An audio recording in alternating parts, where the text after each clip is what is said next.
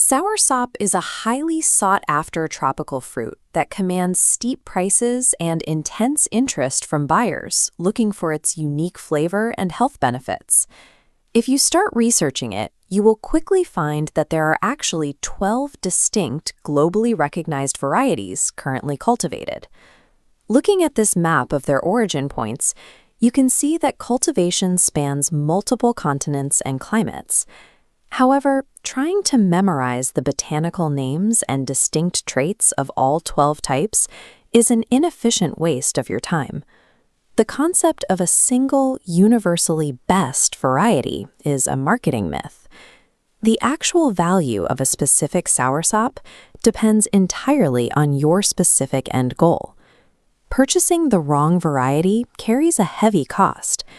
You will either waste years nurturing a dead tree in the wrong climate, or you will spend premium money on a fruit that ends up unpleasantly stringy. This scorecard breaks down 3 distinct soursop buyers: the cultivator, the culinary optimizer, and the wellness consumer. Each uses different metrics for success. A grower needs climate tolerance, a chef needs specific flavor, and a wellness consumer prioritizes cost efficiency. To avoid agricultural and financial failure, you must categorize these 12 fruits by your personal objective rather than their botanical names. Every soursop sits somewhere on a strict culinary spectrum. They're either sweet and fiberless or acidic and fibrous. If you are a culinary optimizer, your strategy is to seek out rare sweet varieties, like the Miami or specific Cuban cultivars. These specific inputs yield a premium, custard-like texture that is ideal for eating raw with a spoon. This comparison matrix shows the harsh trade-off for raw eating. Sweet varieties command massive premiums, are highly perishable, and yield less fruit. Commercial varieties produce massive volume easily, but carry a heavy texture penalty. They are extremely fibrous and acidic, strictly for strained juices. Pursuing maximum agricultural yield almost always destroys the premium raw eating experience. The reality shifts for the home cultivator, whose primary investment is land and time, rather than direct consumer cash. If you live in a marginal climate, your input strategy relies on selecting grafting stock based on high yield and cold tolerance, rather than delicate flavor. Prioritizing this kind of extreme agricultural toughness is absolutely the only way to ensure the tree's survival when planting in these non-tropical zones.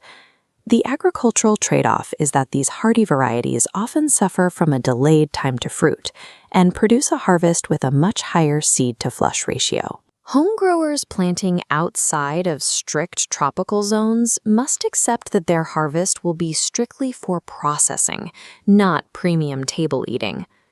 Then there is the wellness consumer, who invests money into soursop purely for nutritional or holistic health claims. A common mistake here is paying exorbitant shipping fees to import rare varieties under the belief that they are medically superior. This bar chart compares the baseline macronutrient and micronutrient profiles of multiple soursop varieties side by side. Scientifically, baseline nutritional profiles remain largely consistent across all 12 recognized varieties. The massive financial expenditure for rare imported types offers zero measurable health ROI over cheaper local varieties. For the health-focused consumer, the most cost-efficient and accessible variety is always the correct choice. This completely negates the need to hunt for specific, expensive cultivars. The central reality governing all 12 varieties is that they exist on a strict sliding scale between agricultural toughness and culinary creaminess, and you cannot have both.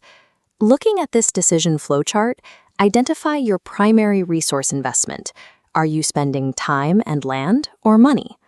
Following the time and land branch for growers in marginal climates routes you directly to terminal nodes containing hardy, fibrous cultivars.